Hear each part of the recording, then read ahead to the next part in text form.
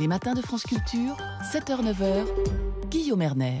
Dans son discours prononcé la semaine dernière à Mulhouse, Emmanuel Macron s'est dit prêt à lutter contre ce qu'il a appelé le séparatisme islamiste, un néologisme nouveau, et pour évoquer à la fois ce terme, pour réfléchir à ce terme et pour évoquer également cette menace d'une fragmentation de la société française qui était pointée du doigt, nous sommes en compagnie de Marcel Gauchet. Bonjour. Bonjour. Vous êtes philosophe, historien, directeur d'études à l'EHESS et rédacteur en chef de la revue Le Débat. Que vous évoque ce mot, le mot de séparatisme ?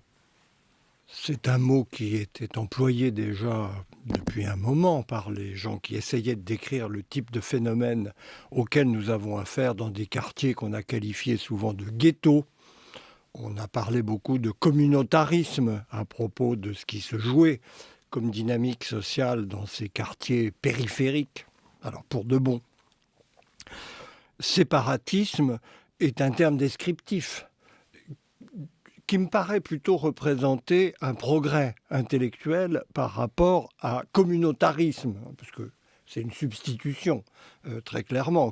Communautarisme ne voulant pas dire grand-chose dans un monde où les communautés n'existent guère en réalité.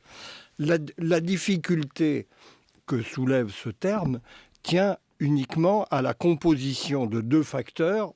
Le facteur exclusion, on met des gens en dehors de la société normale ou générale, et le facteur repli. Séparatisme désigne la volonté de se mettre à l'écart au nom d'une norme qui est fondamentalement religieuse dans le cas.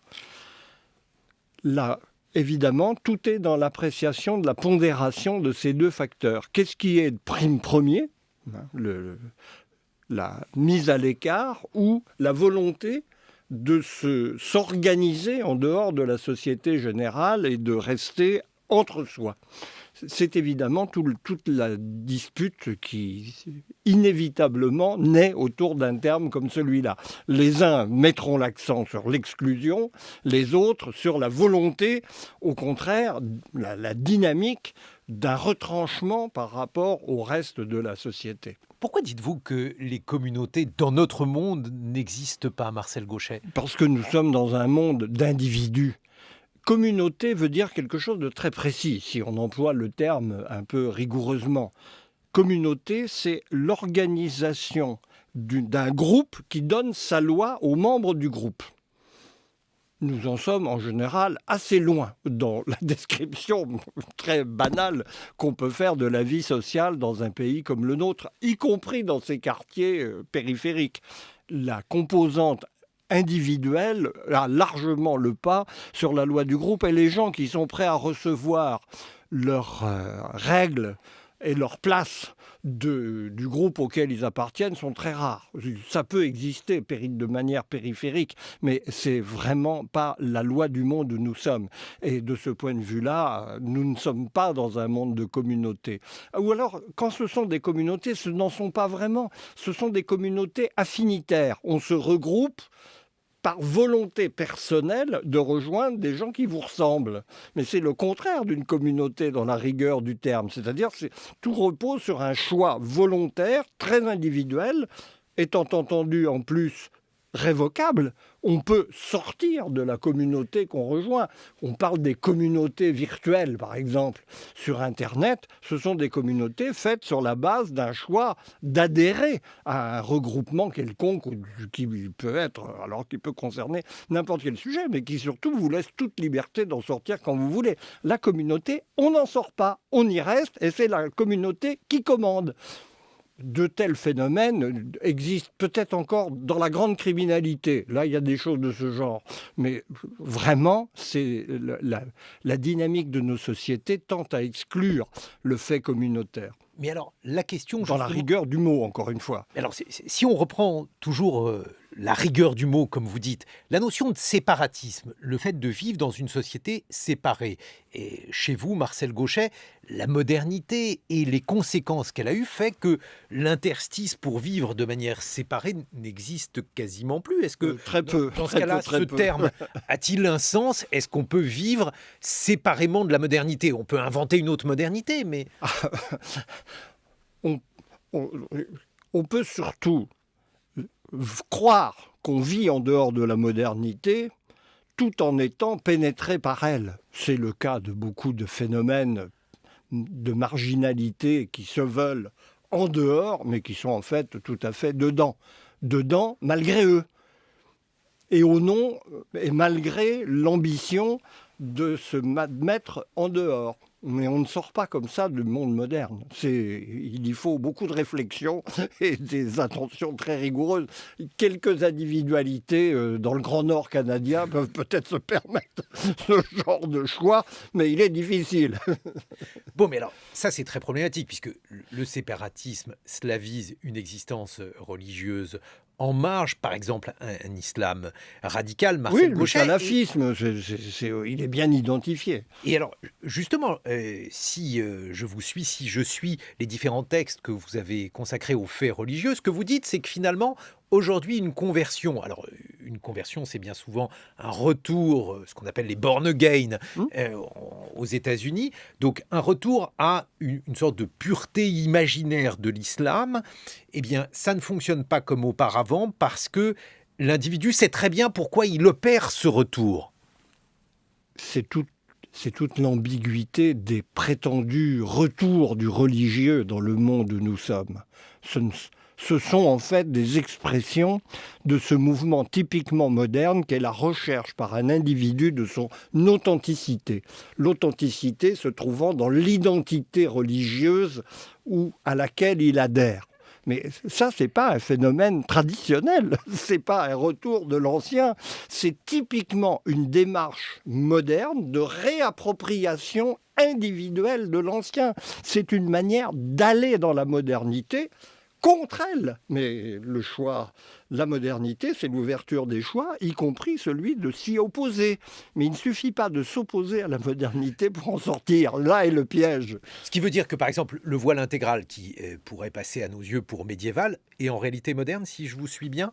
Alors, il y a toute une variété de cas.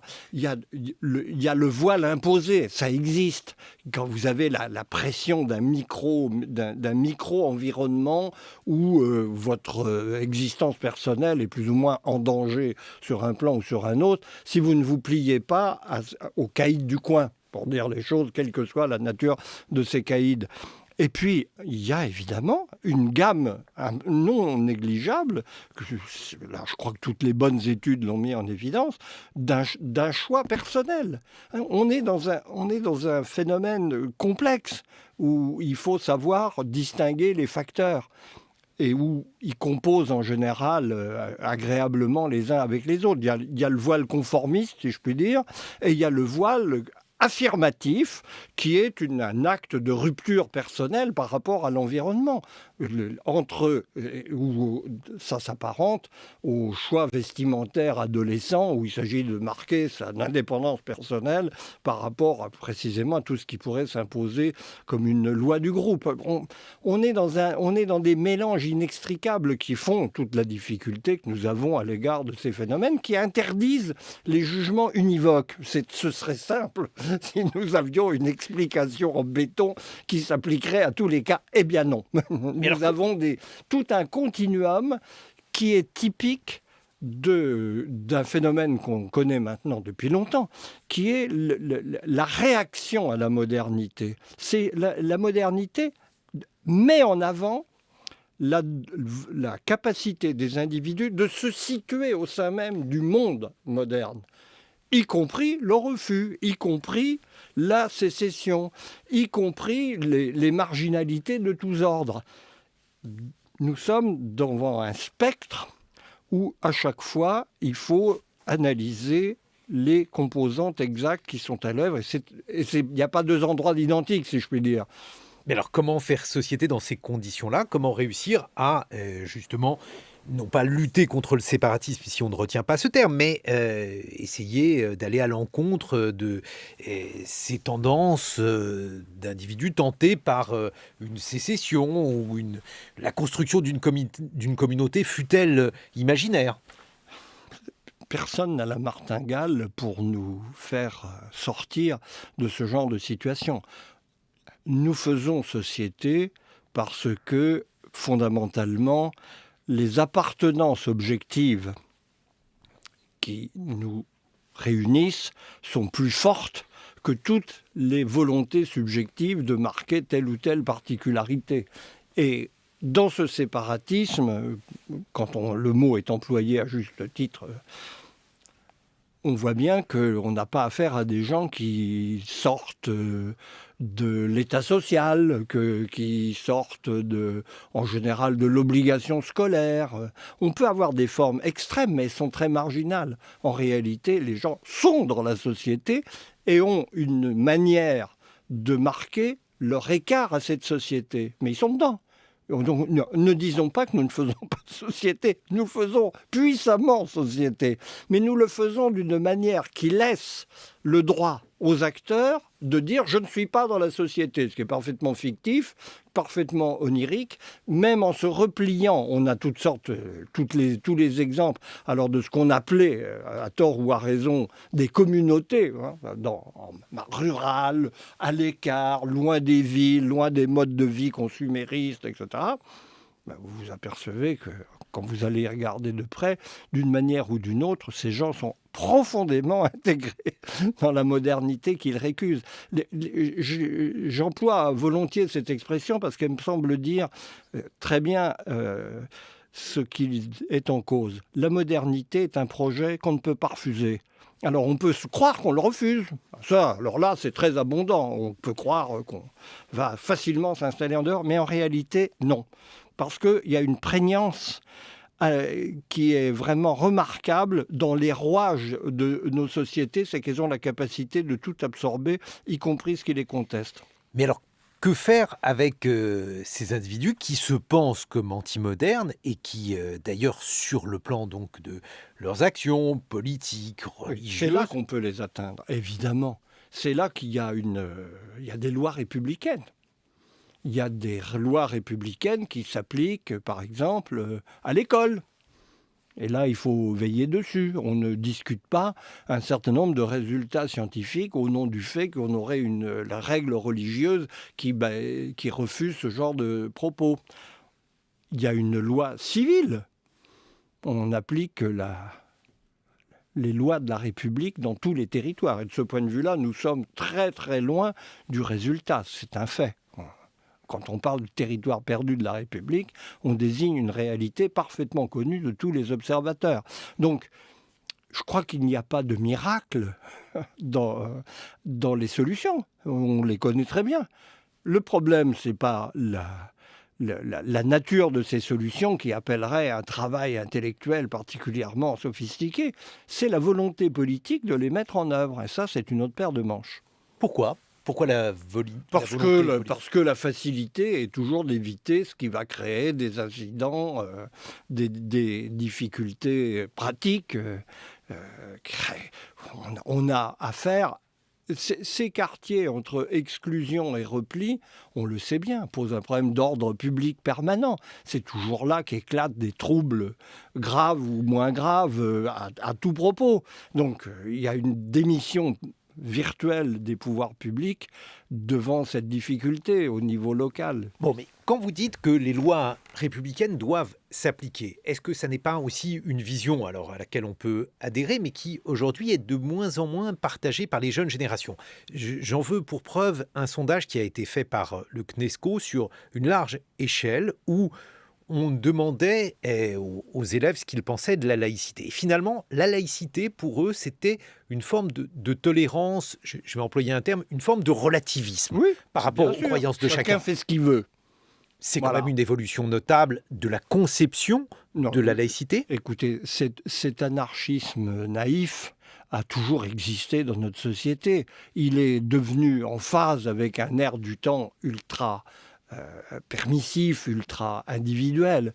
Mais c'est une banalité qui est d'origine dans nos principes. Nous partons de ce mouvement spontané. La liberté, c'est chacun fait ce qu'il veut. Premier temps, ça c'est la conscience immédiate. Il n'est pas extraordinaire qu'elle soit, vu l'ambiance collective, très massivement présente dans les cervelles de nos jeunes adolescents, puisque c'était essentiellement de ceux-là qu'il s'agissait. Et puis, de deuxième temps, eh bien, la vie en commun, c'est la vie selon des règles débattues et adoptées en commun. Et puis là, c'est là où les choses commencent à devenir un peu plus délicates, mais c'est le mouvement de la philosophie moderne. On a quand même acquis ça, et je pense que ça reste un socle très solide, même si spontanément, la dynamique sociale pousse dans le sens, encore une fois, d'une sorte de permissivité générale et d'un relativisme complet, mais qui ne fonctionne pas. Oui, mais alors le problème, c'est qu'il ne fonctionne. Nous sommes dans des sociétés où il y a une tension autour de l'idée de liberté. La liberté, c'est la loi commune adoptée en commun. Et la liberté, c'est en même temps les droits de chacun. Alors il y a une tension qui est d'origine dans la vie de nos sociétés, mais qui est d'une banalité totale sur le plan intellectuel, et dont je ne doute pas qu'aucun enseignant français, puisque c'était dans le cadre scolaire en particulier qu'on envisageait la chose, ne sache très bien la traiter. Il est habitué à faire ce travail. Oui, mais alors, donc, j'imagine bien que les enseignants le savent, mais s'ils se heurtent à des jeunes qui ont finalement une conception assez relativiste au point de penser d'ailleurs que Darwin n'est après tout peut-être qu'une option, puisque finalement chacun a la possibilité de croire ce qu'il veut. Comment va-t-on faire société selon des normes donc d'homogénéité, puisque c'était ça? Mais justement, une des choses qui réunissent nos sociétés, c'est le principe de la rationalité. Darwin n'est pas une option. C'est la seule option rationnelle, étayée, et que l'école est précisément là pour faire comprendre comme rationnelle, c'est-à-dire adoptable en raison par n'importe qui, dès lors qu'il accepte de faire la démarche. Oui, c'est encore une fois une difficulté consubstantielle à la nature de nos régimes, mais que nous sommes là pour veiller à maintenir. C'est la fonction de l'enseignement, faire comprendre ce que c'est, la différence qu'il y a entre une opinion personnelle et une opinion fondée en raison. C'est-à-dire qu'il n'est plus une opinion, c'est une vérité établie par une démarche ad hoc qu'il s'agit de faire comprendre. L'objet de l'école, il est là. Ne disons pas que c'est insurmontable. Ce qui s'est passé dans nos sociétés, c'est l'affaiblissement de la capacité des autorités en place, institutionnelle, à faire respecter ces données de base. Mais c'est une difficulté conjoncturelle qui ne me paraît pas soulever un problème dramatique sur le fond.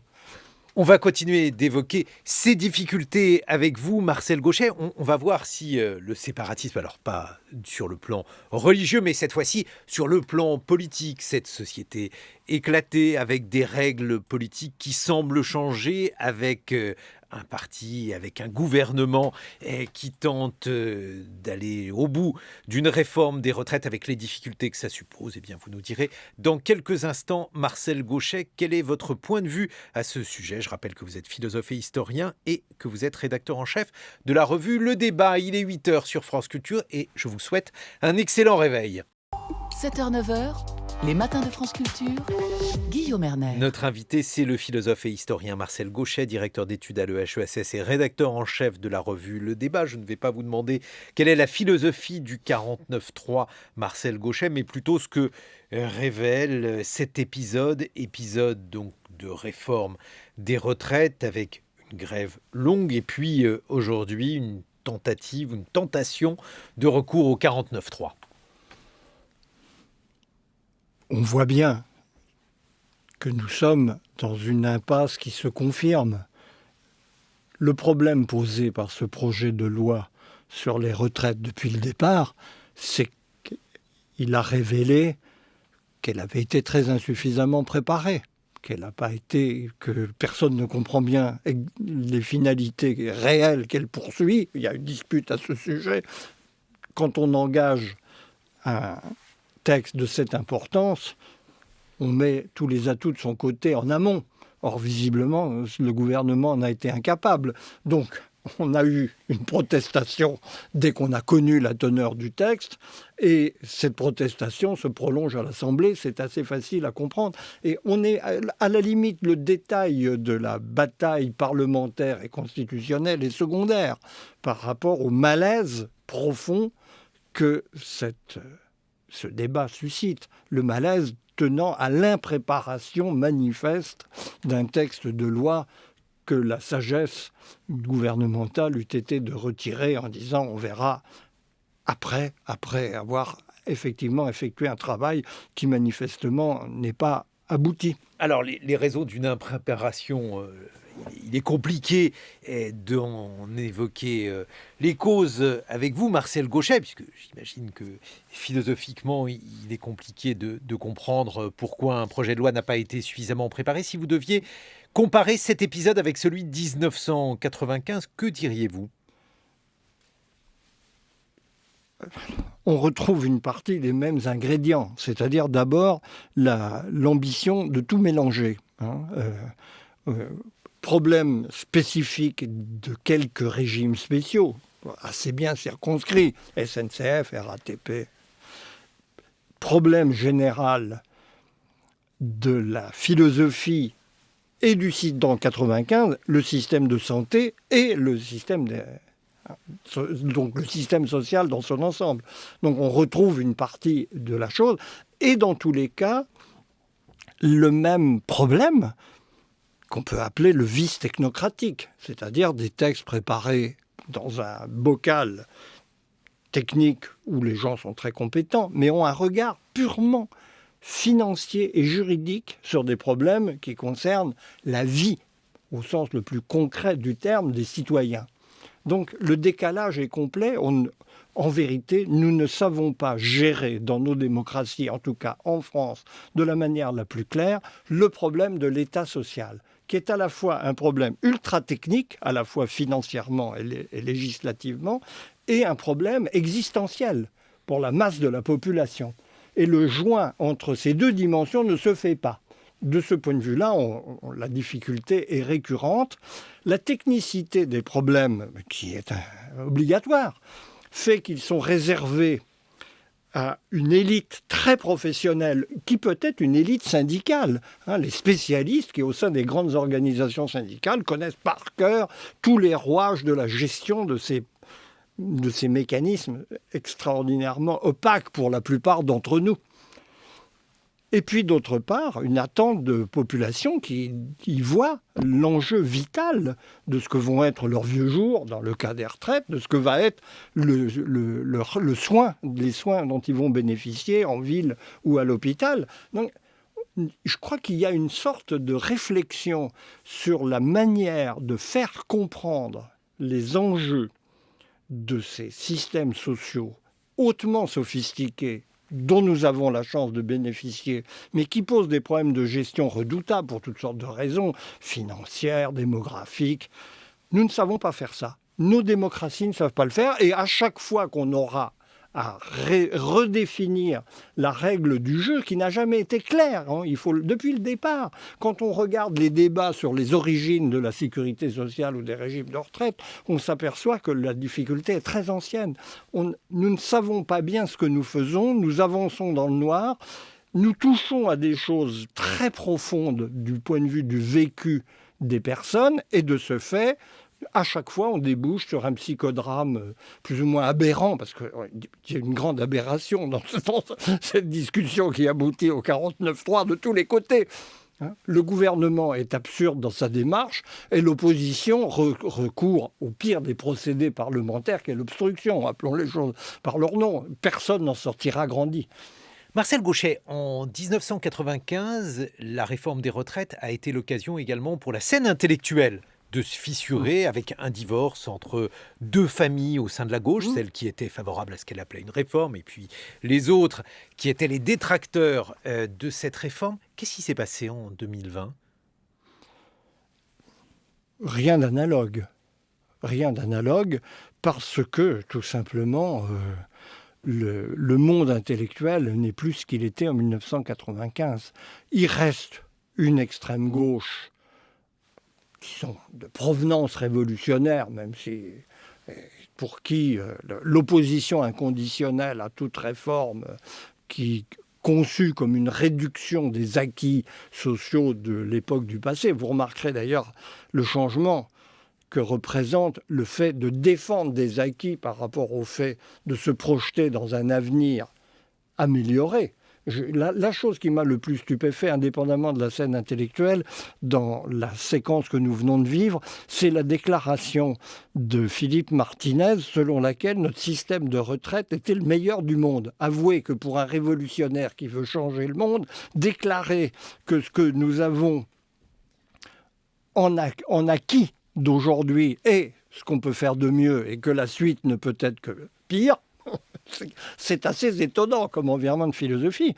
Mais je crois que le décrochage, en plus de la technocratique de ces affaires par rapport au monde intellectuel, est à peu près complet. Ce sont des mondes qui s'ignorent.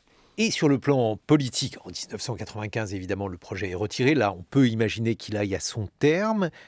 Votre regard sur Emmanuel Macron, le macronisme, est-ce que c'est un réformisme qui fonctionne? Est-ce que si c'est un réformisme, c'est une bonne chose? Ou au contraire, une manière d'asséner une politique au pays, à un pays qui n'en voudrait pas?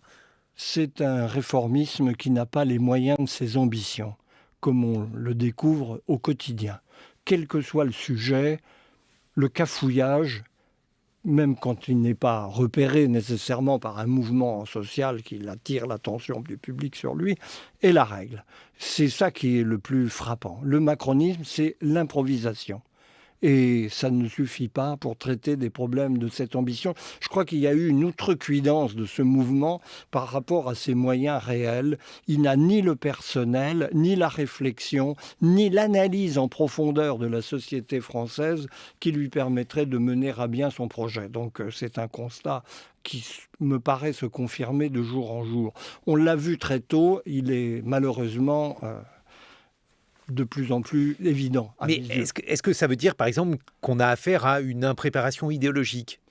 Une impréparation sur tous les plans. C'est un mouvement qui n'a pas son personnel. On voit très bien la difficulté à trouver les responsables en mesure de mener à bien des projets extraordinairement ambitieux. Il y a eu un phénomène qui a fait le succès d'Emmanuel Macron et de son mouvement. Nous allons faire ce que nos prédécesseurs étaient incapables de faire parce qu'ils étaient médiocres. Mais ils sont pires. C'est ça qui se vérifie parce qu'il ne suffit pas d'avoir des ambitions. Encore une fois, toutes ces choses sont très compliquées à gérer et supposent un travail de diagnostic sur les maux de la société française qui sont réels, un travail d'analyse politique des conditions dans lesquelles on peut faire évoluer ces problèmes qui vont de l'école jusqu'au système hospitalier, etc. Et sur tous ces sujets, on s'aperçoit que la capacité technique et politique n'est pas au rendez-vous. Mais pour autant, dans le monde moderne, est-ce que cette capacité technique est aussi importante que ça? Ce que je veux dire, je pense à l'exemple américain. Il y avait ce week-end un certain nombre d'articles sur la manière dont Donald Trump est perçu par ses électeurs. Et même s'il est un président relativement impopulaire par rapport aux autres présidents américains, il est aujourd'hui dans un pic de popularité aux États-Unis.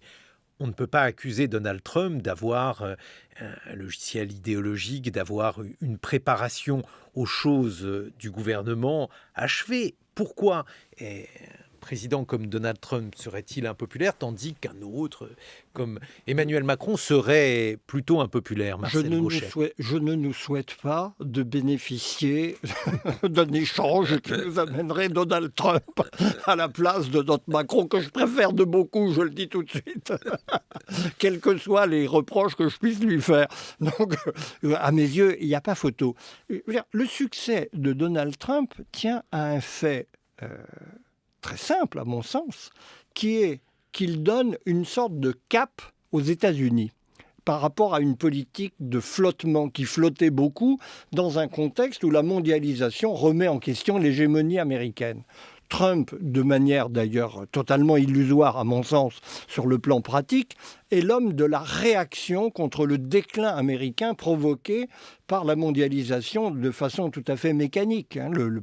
Si les autres pays affirment leur puissance, leur capacité de développement, leurs ressources, évidemment que la place des États-Unis va reculer par rapport à la place solaire hégémonique qu'ils exerçaient.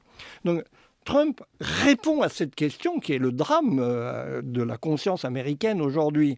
Nous avons affaire en Europe et en France à une situation totalement différente où le besoin politique, si je puis dire, d'identification de la direction à suivre est complètement autre.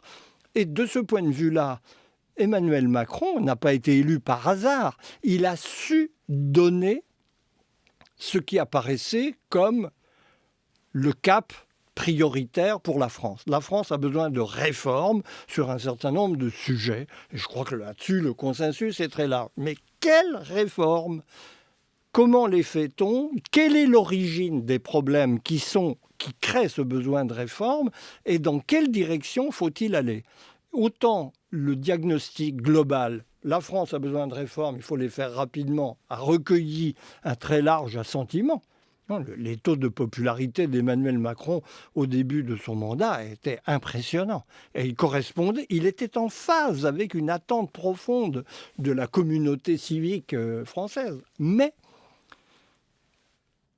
il ne suffit pas d'avoir le cap. Et je pense d'ailleurs que le problème Trump est rigoureusement identique. Je pense que la direction générale peut plaire à un nombre significatif d'Américains. La manière dont cette politique est mise en œuvre, c'est toute autre affaire. Et là, je crois qu'on est, dans le cas français, typiquement devant une déception par rapport à une promesse. Alors des réformes, mais pas celle-là. C'est ça pour vous que les Français voudraient, Martial Gauchet ? Oui, je crois. Je crois qu'on voit qu'il y a une incapacité à bien apprécier les situations, quels que soient les sujets. Le malaise des enseignants, on ne peut pas dire qu'on y a répondu, même si Jean-Michel Blanquer a donné l'impression au départ qu'il était porteur d'une vision assez saine et informé des problèmes de l'école. Et puis on voit que ça ne marche pas sur le terrain, que ça ne répond pas aux questions Comment posées. l'analysez-vous justement ce malaise des enseignants, puisque votre vue, le débat s'occupe beaucoup de questions d'éducation, Marcel Gauchet ? Alors, la question est très compliquée, je n'aurai pas la prétention d'y répondre en une minute, mais il y a un problème, il y a un malaise social de l'éducation aujourd'hui, qui concerne l'ensemble des institutions qui s'occupent d'usagers publics dans ce style, qui n'est pas du tout pris en compte. Quel est, par exemple, un des malaises profonds ressentis par les enseignants ? Ils ne sont pas soutenus par leur hiérarchie face à une société qui exerce sur eux une pression infernale. Est-ce que Jean-Michel Blanquer a donné le sentiment qu'il avait entendu ? Est-ce que ça a changé quelque chose en pratique ? Pas du tout.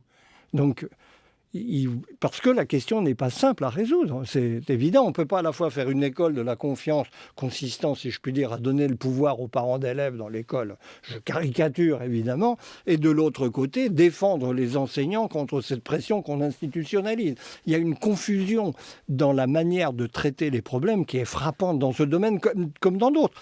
La réforme du second cycle de l'enseignement secondaire, la fameuse réforme du bac, est une catastrophe ambulante dans la manière dont elle a été conçue, etc. etc. Il y a là aussi improvisation, et on peut dire n'importe quoi. Cette réforme est une usine à gaz hallucinante. Donc, il a fallu la bonne mine de Jean-Michel Blanquer pour la faire passer sans que personne ne regarde de trop près les effets sur le terrain. Mais quand ils finissent par se révéler, on s'aperçoit que vraiment, ça colle pas. Et ainsi de suite. Et je crois que quel que soit le domaine, on retrouve exactement les mêmes paramètres. Encore une fois, il ne suffit pas d'avoir de bonnes intentions, il faut être bon dans l'exécution. Et tout est là. Mais alors, si, selon vous, la France aspire à des réformes, quelle offre politique, quelle idéologie, bref, qu'est-ce qu'il y aurait comme réformes possibles, proposées ou souhaitables, Marcel Gauchet? Il y en a beaucoup. Je pense que il suffit de reprendre le calendrier de la protestation sociale. Hein. Les institutions fondamentales du pays sont toutes en crise. Hein, de la police à l'hôpital, qui ne font pas le même travail, mais bel et bien, ils rendent un service important à la collectivité.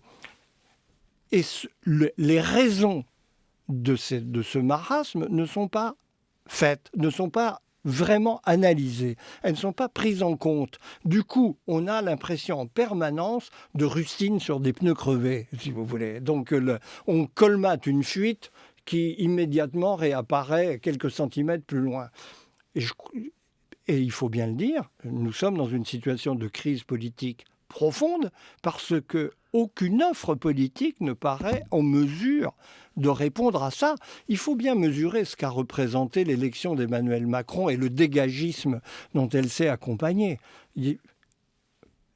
Au départ, le succès d'Emmanuel Macron, c'est un constat de faillite des gens qui l'ont précédé. Ils n'ont pas su faire ce dont le pays a besoin, même si le diagnostic reste vague. Il promet de faire ça. Il ne l'a pas fait. Je pense que le constat d'échec est assez acquis. Mais il n'y a pas d'offre alternative. C'est bien là où la question devient dramatique pour la vie politique de ce pays.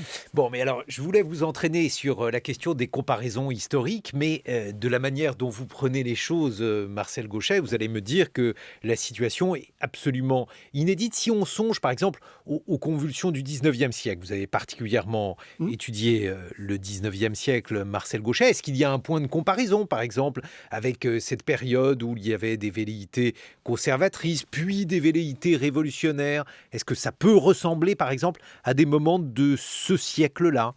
Je ne le crois pas. Je crois que nous sommes dans une situation historique profondément inédite. Au XIXe siècle, vous avez par exemple une certaine plausibilité de la cause conservatrice. Pour beaucoup de gens, le retour à un système monarchique, aristocratique, clérical, où l'Église avait un rôle d'encadrement de la société, apparaissait comme quelque chose de tout à fait vraisemblable. Qu'y aurait-il? Où est le conservatisme plausible d'aujourd'hui? Il n'y a rien à conserver. Je crois que tout le monde est d'accord sur ce point. D'autre part, il y avait l'idée révolutionnaire qui attirait, par beaucoup de ses aspects, un large spectre d'opinion, parce qu'il y avait des révolutionnaires modérés, pour qui c'était la République, tout simplement, qu'il s'agissait de consolider, et des révolutionnaires radicaux, les diverses familles du socialisme et du mouvement ouvrier. Qu'est-ce qui reste aujourd'hui de ce projet révolutionnaire, de ce projet de transformation sociale radicale? À peu près rien. Alors, nous avons la chance de vivre dans des démocraties globalement apaisées, au sens où tout le monde est à peu près d'accord sur la règle du jeu. C'est un changement radical par rapport aux sociétés du passé, où précisément la nature du régime dans lequel on vivait était la question centrale. Mais maintenant, nous sommes devant un problème plus terre à terre, mais plus difficile encore en réalité, qui est tout simplement de faire fonctionner des sociétés dont la règle fait consensus d'une manière qui réponde aux aspirations du plus grand nombre et à un bien commun. Et ça, nous ne savons pas de moins en moins le faire, étant donné la complication de la situation internationale. Que faisons-nous avec l'Europe?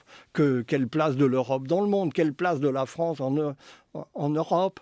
À toutes ces questions, d'ailleurs, Emmanuel Macron a essayé de répondre à sa façon. Aucune de ces réponses n'est véritablement mobilisatrice, ni ne trouve une incarnation concrète. Et dès qu'on descend au niveau de la gestion très pratique de nos sociétés, l'école, l'hôpital, toutes ces questions, les retraites, le système social au sens large, on s'aperçoit que nous ne savons pas faire. Bon, mais depuis pratiquement 1 an et demi, il y a en France un certain nombre de manifestations. Je vais vous laisser les qualifier, mais on peut en tout cas entrevoir une sorte de demande de d'un autre système, d'une révolution. Bref, est-ce qu'il y aurait un terme qui convient? Celui de révolution n'a pas l'air du tout de vous satisfaire. Je crois qu'il n'est surtout pas adéquat. Justement, ce qui fait défaut manifestement dans le paysage, c'est l'idée même d'un projet collectif. Nous avons affaire à des demandes très souvent légitimes dans leurs principes, mais qui ne sont pas en mesure de proposer une traduction concrète, opérationnelle, qui fasse l'objet d'une majorité. Parce que c'est ça dont nous avons besoin dans une démocratie.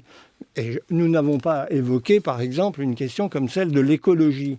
On voit bien que autant le consensus est large sur la question, autant la difficulté pratique d'avancer sur ce sujet est terrible. Et on peut craindre d'ailleurs que ça soit surtout un facteur de désagrégation même des démocraties par l'incapacité de s'entendre sur la manière de procéder. Pourquoi facteur de désagrégation? Parce que on voit bien que sur ce sujet, le consensus sur l'objectif s'accompagne d'un dissensus complet sur les moyens, à tous les étages. Dans le principe, décarboner l'économie, mais comment? Une taxe carbone, comme celle qu'on a vue adoptée par le gouvernement d'Édouard Philippe à propos des carburants, soulève immédiatement un concert de protestations qui sont légitimes dans leur registre. Et on va retrouver cette difficulté à tous les étages.